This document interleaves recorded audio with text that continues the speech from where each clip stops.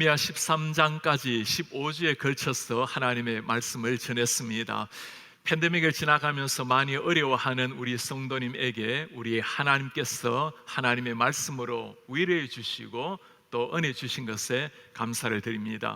이스라엘 백성들의 이야기, 이스라엘 백성 이야기뿐만이 아니죠. 바로 오늘날 나의 이야기고 우리 한 사람 한 사람 우리 교회의 이야기입니다. 무너진 성벽 이스라엘 뿐이겠습니까? 이 시대 무너진 마음 한번 경험해 보지 못한 사람 어디에 있겠습니까?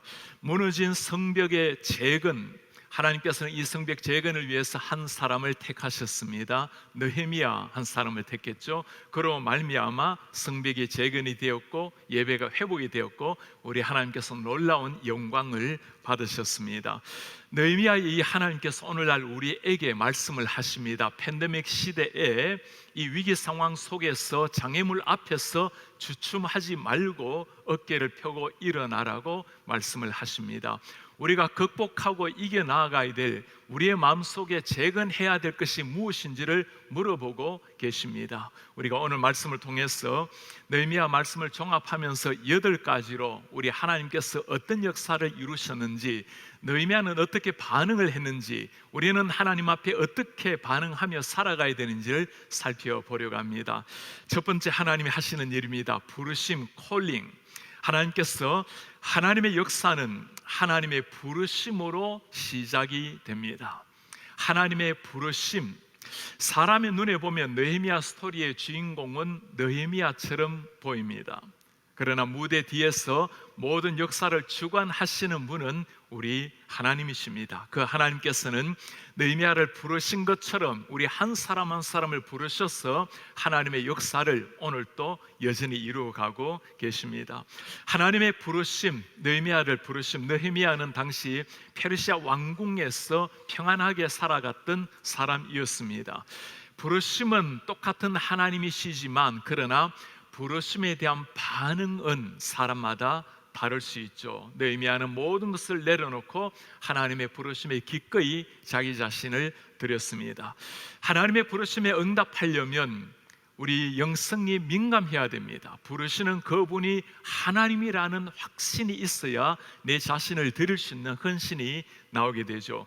하나님이 모세를 불렀을 때 모세가 한 번만에 응답한 것은 아니었습니다. 5번이나 거부하다가 나는 스스로 있는 자 아니라 그분이 하나님이라는 것을 깨닫고 하나님의 음성을 듣고 그는 자신의 생명을 들여서 민족을 구원하는 모세가 되었습니다. 진정한 헌신, 진정한 충성을 가능하게 하는 것 하나님의 부르심입니다. 느헤미야라고 왜 장애물 어려움이 없었겠습니까? 그러나 나를 부르신 분이 하나님이시라는 것, 그 하나님이 행하실 사명이 있다라는 것, 그 부르심이 확신했기에 끝까지 싸워서 이길 수가 있었던 겁니다. 부르심이 없는 사람은 아무도 없죠. 목사로 부름을 받던, 장로, 집사, 권사로 부름을 받던, 교사로 부름을 받던, 성가대 대원으로 부름을 받던 어떤 경우든 부르심은 다 가지고 있습니다. 아내로서의 부르심, 남편으로서의 부르심, 어떤 부르심이든지 하나님이 불러주신 것은 특별한 고결한 부르심입니다.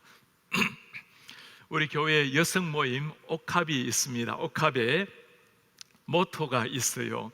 여성 가장 아름다운 부르심. 그렇죠. 아름다운 부르심 여성입니다. 아름다운이라는 이 이름에는 다양한 의미가 있겠죠. 하나님께서 불러주셨기에 아름다울 것입니다. 하나님께서 행하실 그 역사를 바라보면 아름다운 일이요, 열매도 역시 아름다운 일이 될 것입니다. 여성뿐이겠습니까? 하나님 앞에 구원을 받고 부름받은 인생이라면 누구나가 아름다운 한 인생, 그 부르심에 응답하며 살아가는 겁니다. 부르심이 있어야 인생에 의미가 있고 행복하고 즐거운 겁니다. 어떤 역경 가운데서도 기뻐하며 행복하게 섬길 수 있는 이유, 하나님이 부르셨기 때문인 겁니다. 우리 성도님들 한번 물어보시길 바랍니다. 내 마음속에 주님을 섬기면서 땅 위에 맡겨진 일을 진행하면서 정말 기뻐 기쁨 희열이 있는가? 만일 기쁨이 부족하다면 하나님께서 나를 무엇을 위해서 부르셨는지 그 부르심 앞에 다시 한번 나아가야 할 때입니다. 주님이 나를 구원하시고 부르셨다면 감격을 가지고 서 있는 마지막 순간까지 기쁨 노래하며 섬기게 되는 겁니다. 두 번째, 하나님이 행하신 일, 한 사람, one person. 하나님은 하나님의 역사에 하나님의 사람을 통해서 역사를 이루어 가십니다. 하나님이 세상에 개입하는 통로가 사람입니다. 전능하신 하나님께서는 원하시는 대로 한순간 개입하실 수 있지만 하나님은 그 방법을 사용하지 아니하셨습니다. 한 사람 한 사람을 택하시고 그들에게 사명을 주시고 그들을 통해서 하나님의 역사를 이루어 가셨습니다. 오늘 이스라엘 백성들, 무너진 백성들을 바라보시면서 가장 가슴 아파했던 분이 누구겠어요? 하나님이십니다. 이스라엘 백성의 성벽 재건, 성전 재건, 이스라엘 백성의 재건, 가장 원했던 사람이 누구이겠어요? 바로 하나님 자신이었습니다. 하나님께서 그 역사를 위해서 하나님의 사람을 부르시고 그 느헤미야를 통해서 역사를 이루어 가시는 겁니다. 오늘날은 우리가 중국 선교라는 말을 할 때 너무나 쉽게 또 누구에게나 익숙한 단어가 되었습니다. 그러나 30년 전만 하더라도 이 중국 선교라는 이 말은 그렇게 쉬운 일이 아니었습니다. 중국에서 최초로 허락을 받은 외국인 교회가 세운 분이 계십니다. 우리 한국의 김헌태 장로님이란 분입니다. 제가 이 장로님과 함께 동역하고 사역을 하면서 세상에 이런 사람이 있을까라는 생각이 들었어요. 김헌태 장로님, 한국의 제주도의 탐라식품 회장이었습니다. 하나님이 참 물질적으로 많은 복을 주셨어요. 제주도에 좋은 교회를 사비로 다 지으셨습니다. 사업차 중국에 가셨다가 교회가 하나 없는 것을 바라보고는 깜짝 놀랐습니다. 어떻게 하면 교회를 세울 수 있냐고. 중국에서는 교회를 허가받고 세울 수가 없죠. 당시에 중국 돈으로 2천만 유엔을 투자하면 교회를 세울 수 있는 권한을 준다고 했습니다. 당시에 한국 돈으로 37억 원, 당시 환율로 450만 불, 지금은 1000만 불이 넘는 돈을 가지고 중국에 투자를 하고 교회 하나 세우는데 허락을 받았어요. 중국의 이전의 수도 장안, 서안에 교회를 세웠습니다. 제가 방문했을 때 참 아름답게 교회를 세웠고 중국인들이 예배하는 것을 보았어요. 당신의 모든 것을 다 드려서 평안한 삶을 다 뒤로하고 그 길로 중국의 선교사로 떠나셨습니다. 그렇게 한 인생 살다가 주님 앞에 부름받은 사람, 사람의 눈에 보면 정말 어리석고 이해가 되지 않죠. 그 잘 나가던 기업의 회장님이 그렇게 평안하게 사시고 한국에서도 할 일이 많은데 그 척박한 중국 땅에 그 엄청난 비용을 들여서 하나 세운 교회, 그러나 그 교회는 교회 하나가 아니었습니다. 그 교회로 말미암아 중국에 엄청난 복음의 바람이 불기 시작하고 지금은 수많은 선교 사람들이 중국 땅에서 하나님의 복음을 선포하는 이런 나라가 되었습니다. 우리의 한 인생 하나님의 부르심에 응답하게 되면 하나님은 한 사람을 통해서 민족을 새롭게 만드는 역사를 이루어 가시는 겁니다. 누가 그렇게 쓰임을 받을 수 있는 사람일까요? 하나님이 똑같으신 분이기 때문에 하나님이 부르신다면 누구라도 그렇게 쓰임을 받을 수가 있는 겁니다. 우리 한 사람 한 사람이 그렇게 쓰임을 받고 그렇게 쓰임 받는 한 사람 한 사람을 세워야 하는 겁니다. 오늘 우리가 인사했던 마이클 쿠 전도사님, 우리 교회에서 초등학교 1학년 때부터 이곳에서 신앙교육을 받아온 젊은이입니다.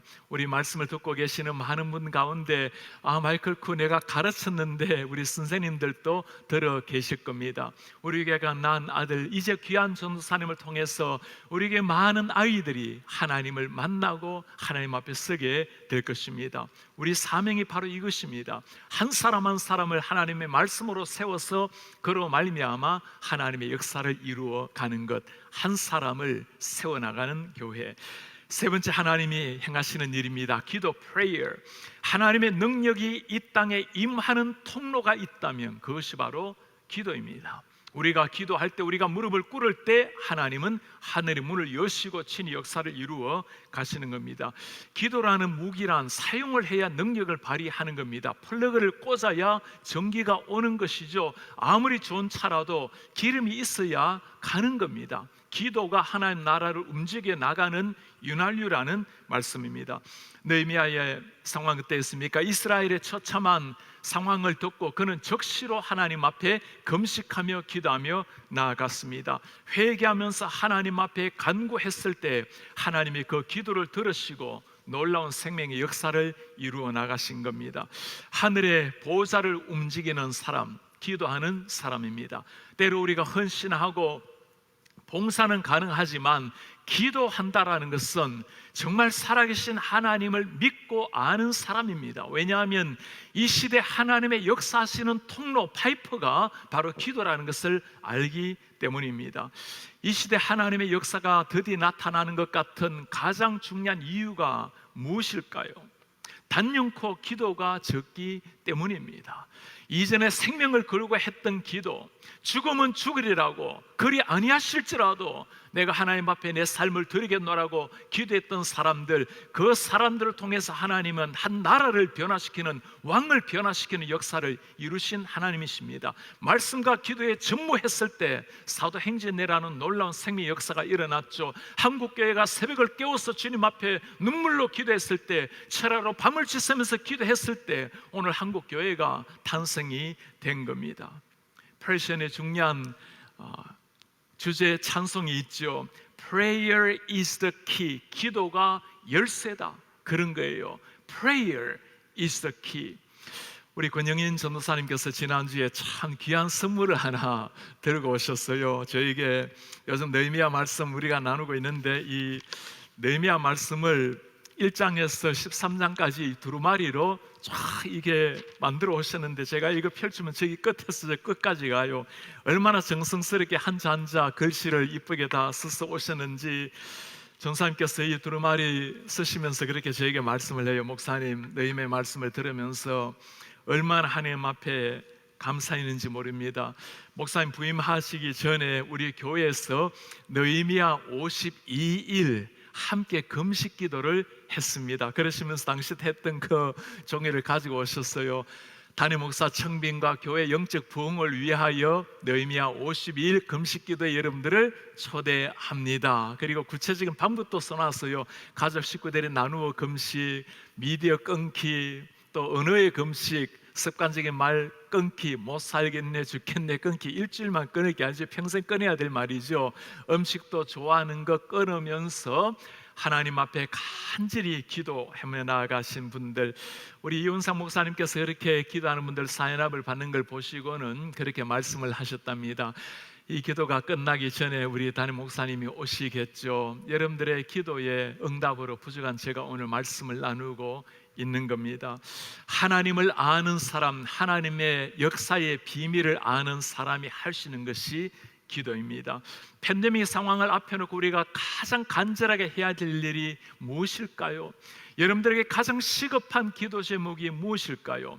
상황은 언제나 힘들고 세상 역사는 언제나 장애물이 놓여왔습니다. 그러나 어떤 상황 가운데서도 하나님 앞에 간절히 기도하며 나아갈 때 내 영혼이 깨어나게 해달라고, 원래 우리가 주님 앞에 기도하는 것처럼 주님, 어떤 상황에도 내 영혼이 비상할 수 있도록 은혜를 주십시오. 우리 가정이 하나님 앞에 믿음으로 설 수 있도록 은혜를 주십시오. 다시 한번 기도하며 나아가야 할 때입니다. 우리가 기도할 때 하나님 들으시고 하늘의 문을 여십니다. 네 번째, 하나님이 행하신 일입니다. 동력하게 하신 것, 파트너십. 하나님의 나라는 함께 이루어 가는 겁니다.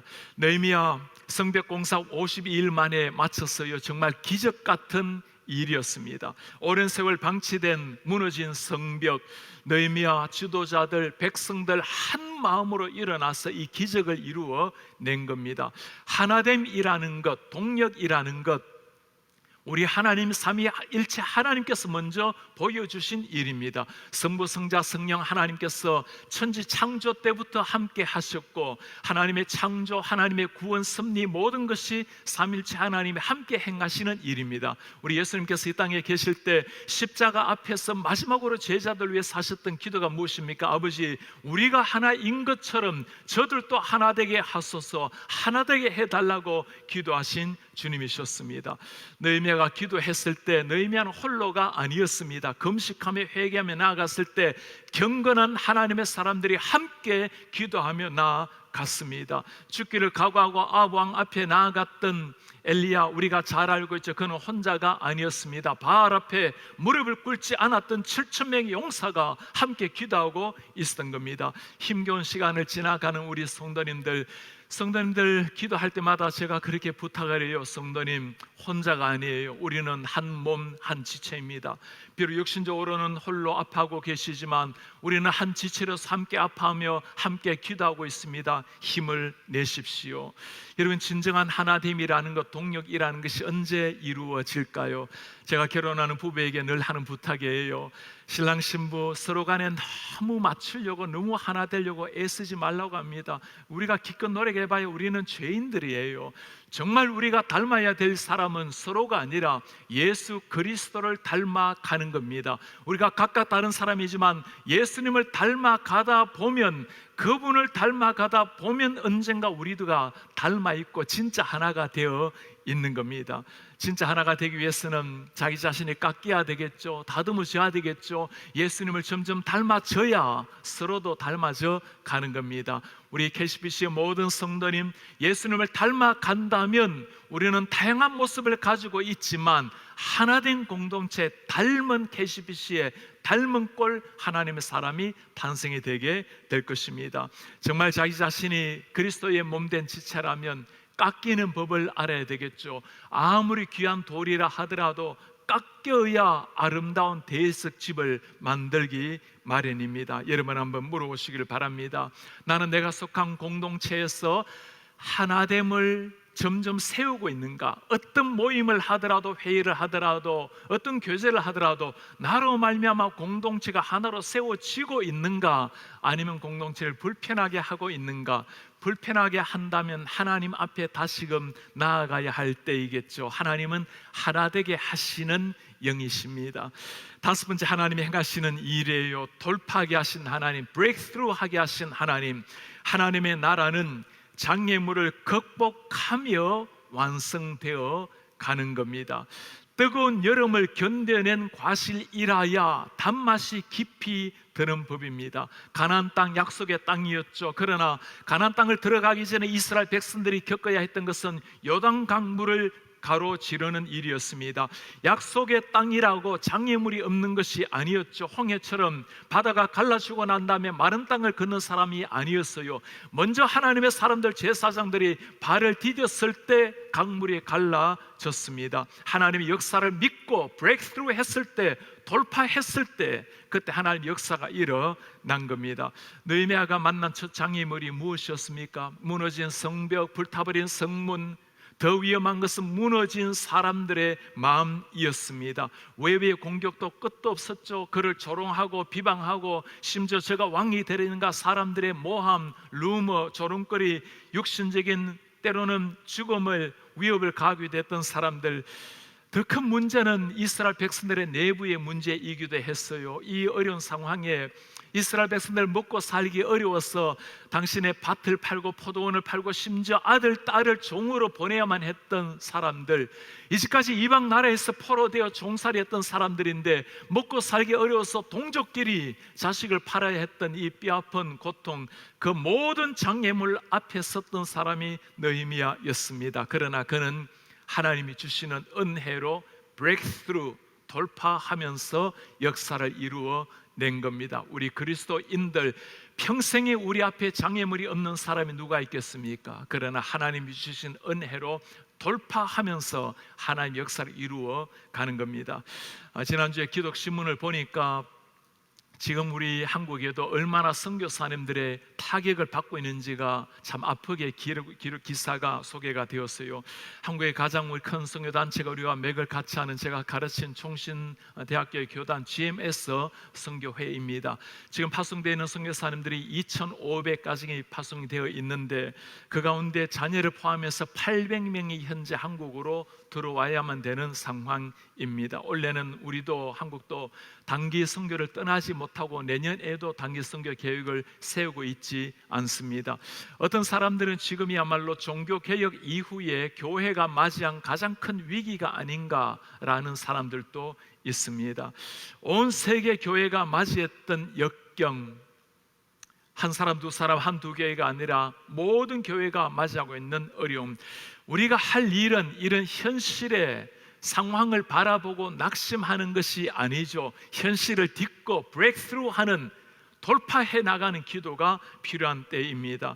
우리가 세운 시도 선교회, 지난번에 이사회를 하면서 참 하나님 앞에 얼마나 감사했는지 몰라요. 이런 어려운 시기가 되면 당연히 선교비가 떨어질 수밖에 없는데 오히려 지난해보다 선교사님 파송하고 선교비가 더 늘어나게 된 거예요. 그걸 보고 얼마나 모두가 감격했는지 모릅니다. 이것이 바로 하나님을 정말 사랑하는 우리 한국교회의 모습이구나. 그거 보면서 정말 우리 성도님들도 너무나 자랑스럽고, 이 미주 지역에 있는, 한인 지역에 있는 우리 한국교인들이 얼마나 고마웠는지 모릅니다. 선교사님들 이 어려운 시기에 힘을 내라고 격려하고 기도하고 박수치는 성도의 소리가 얼마나 쟁쟁이 들려오는지. 팬데믹을 지나가면서 우리가 해야 될 기도가 이거죠. 모든 것이 어려운 상황이지만 우리는 반드시 돌파하고 이겨나가서 하나님의 더 큰 역사, 비상을 이루게 될 것입니다. 예수님이라고 장애물이 없으셨겠습니까? 주님, 할 수만 있다면 이 잔을 내게서 물리쳐 주십시오.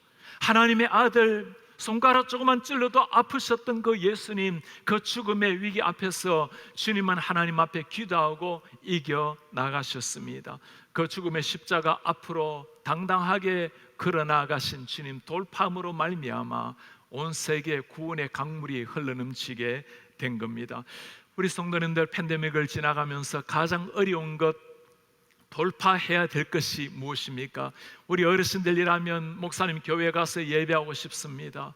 내가 이 땅을 떠나기 전에 현장에 가서 예배 한번 하고 싶습니다. 우리 젊은이들 사람 만나기를 원하고, 어린아이들 학교 가서 친구들 만나기 원하고, 많은 사람들이 어려움을 겪고 있겠죠. 경제적인 어려움들, 육신적인 어려움들, 관계적 많은 어려움들도 있을 것입니다. 그러나 우리가 해야 될 일은 이 모든 것 돌파해서 새로운 역사를 일으켜내는 겁니다. 가톨릭의 천년 역사를 뚫고 종교 개혁이 일어난 것처럼, 생명을 걸고 개혁이 일어난 것처럼 오늘날 이 시대 우리는 다시 한번 돌파함으로 말미암아 하나님 앞에 비상의 역사를 이루게 될 것입니다. 정호성 시인이 수선화라는 제목의 시에서 한 구절입니다. 울지 마라, 외로우니까 사람이다. 살아간다라는 것은 외로움을 견디는 일이다. 살아간다는 것은 외로움을 견디는 일이다. 그렇습니다. 외로움도 견디듯이 함께 견디며 이겨나가야 하는 겁니다. 기억하시기 바랍니다. 우리는 홀로 외로워할 사람이 아니죠. 우리 주위에 많은 그리스도인의 형제 자매가 있고 우리 주님이 함께 하시는 겁니다. 여섯 번째, 하나님이 하시는 말씀이에요. 말씀, God's Word. 하나님의 백성의 영적 회복은 말씀 앞에서 일어나는 겁니다. 성벽 건축 후에 이스라엘 백성들 심리 상태가 어땠을까요? 성벽이 완성되고 난 다음에 처음에는 성리감, 감격에 기뻐했을 것입니다. 그러나 시간이 점점 지나가면서 깨닫는 것이 있죠. 외적인 성벽이 영혼의 빈자리를 채워주지 못한다라는 것을 그들은 보았습니다. 에스라를 청해서 말씀을 듣기 시작을 합니다. 말씀을 들었을 때 놀라운 역사가 일어나기 시작을 해요. 이스라엘 백성들 가운데 영적 부흥이 시작이 된 겁니다. 하나님 말씀 앞에 서게 되었을 때 하나님이 보였고, 그 하나님의 찬란한 거룩한 영광 앞에 섰을 때 내 자신이 보이게 된 것입니다. 우리가 회개의 눈물을 흘리며 나아갔을 때 하나님께서는 부흥의 소낙비를 하늘을 열고 쏟아 주신 겁니다.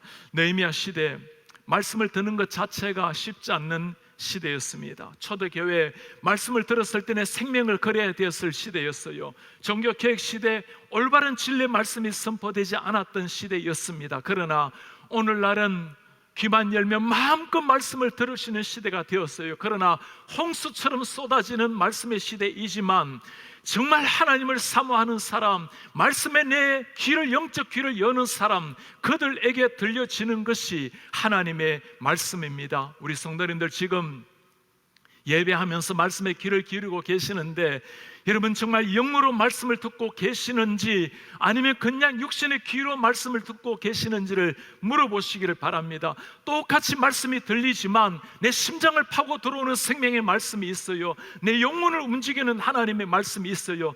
그 말씀이 내 심장에 새겨져야 그때 변화 역사가 일어나는 겁니다. 이스라엘 백성들, 이 말씀이 심장에 새겨졌을 때 그때 영적 부흥의 역사가 일어난 거예요.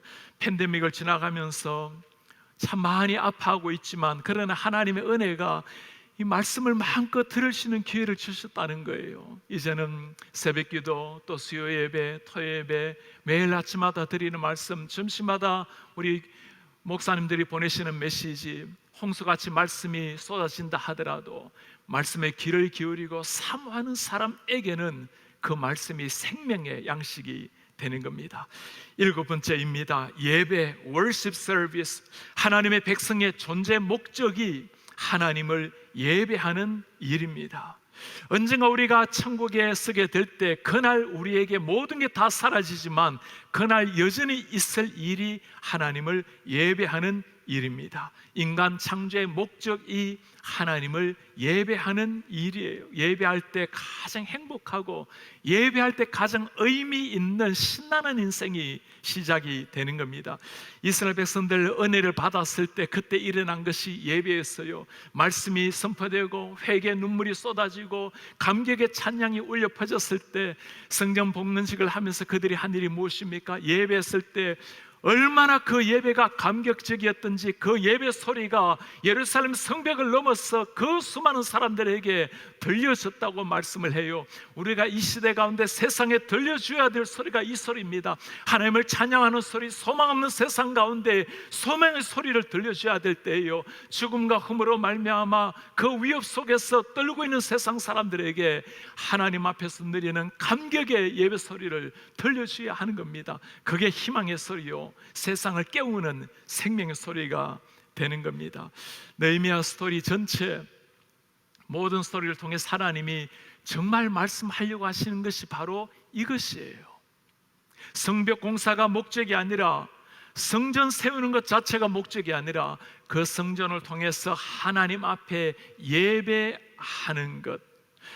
우리가 팬데믹을 지나가면서 가장 위기이기도 하지만 가장 하나님 앞에 비상하며 세워야 할 것이 이 예배입니다. 예배는 장소가 아니죠. 그러나 여러분들 가정에서 더 주님 앞에 진실한 마음으로 예배하는 것은 더 필요한 일입니다. 교회 나올 때 옷매무시를 다정하게 하는 것보다도 오히려 남들이 보지 않은 집에서는 더 단정하게 하고 하나님 앞에 써야 할 일입니다. 교회에 오시면 우리 선생님들에게, 전도사님들, 목사님들에게 자녀들을 부탁하고 맡기지만, 그러나 가정에서 자녀들을 책임져야 될 사람들은 바로 여러분들 부모님들이세요. 여러분들의 말씀이 아니라 여러분들의 모습을 보고 우리 자녀들은 진정한 예배하는 자의 자세를 배우게 되는 겁니다. 이때야말로 가장 아이들에게 하나님을 예배하는 자세, 하나님을 경외하는 신앙을 보여줄 수 있는 때예요. 여러분, 지금 하나님께서 여러분들의 예배하시는 모습을 바라보시고 어떤 표정을 짓고 계실까요? 여러분들의 모습을 그대로 사진을 찍는다면 하나님께서 지켜보시고 어떤 모습을 하고 계실까요? 주님이 기뻐하신다면 바르게 예배하고 계시는 겁니다. 그렇지 않다면 지금이야말로 가장 하나님 앞에 올바른 예배를 우리도 하고 자녀들도 가르칠 수 있는 귀한 시기입니다. 칼 바르트가 한 말입니다. 그리스도인이 하나님을 경배하는 것은 인간 생활에서 일어날 수 있는 가장 중대하고 가장 시급하며 가장 영광스러운 행위이다. 예배를 위해서 지원받았고 천국에서 할 일이 예배이기 때문입니다. 마르다 더니 한 말이에요. 진정한 예배란 하나님을 높이는 단 하나의 목적, 하나님을 높이는 단 하나의 목적을 위해 하나님의 무한한 광휘에 완전히 잠기는 것이다. 그렇지 못한 예배는 우상 숭배일 뿐이다. 하나님 앞에 전심으로 들어가서 내 모든 영으로 하나님을 예배하고 있는가? 그렇지 않다면 인간 종교의 연장일 뿐이라는 말씀이에요. 우리 성도님들, 오늘이 마지막 예배인 것처럼 주님 앞에 예배해서 보세요. 그날 초대교회 성도들이 만날 때마다 떡을 떼면서 잔을 나누면서 마지막 예배인 것처럼 하나님 앞에 나아간 것처럼 그 심정으로 예배해 보시길 바랍니다. 단어 하나, 말씀 하나가 새로워질 것입니다. 우리가 드리는 찬송 하나에 내 마음을 씻게 될 것이에요. 하나님이 나에게 주시는 은혜를 간절히 사모하는 마음으로 예배하게 될 것입니다. 마지막 8번째입니다. 재건, 리빌드. 성벽을 넘어서 성전으로 나아가야 할 때입니다. 느헤미야가 12장으로 끝나지 않는 이유가 무엇일까요? 성벽 완성되었습니다. 느헤미야 1차적 사명이 완성이 된 거예요. 이스라엘 백성들 은혜를 받았습니다. 다시 한번 하나님 앞에 예배가 회복이 되었어요. 그렇게 12장이 끝이 났어요. 그러나 12장으로 끝이 나지 않고 13장 다시금 무너져 있는 이스라엘 백성들을 개혁하는 말씀으로 끝난 이유가 어디에 있습니까? 우리 한 사람 한 사람의 삶이 그러하다라는 겁니다. 성벽을 완성하는 것이 인생의 목적이 아니고 한 번 예배로 끝나는 것이 아니라 끊임없이 무너지고 넘어지지만 다시금 일어나서 하나님 앞에 예배자로 서라는 것, 그것이 우리 하나님께서 우리에게 들려주시는 말씀입니다. 느헤미야 성벽 공사 잘 끝이 났죠.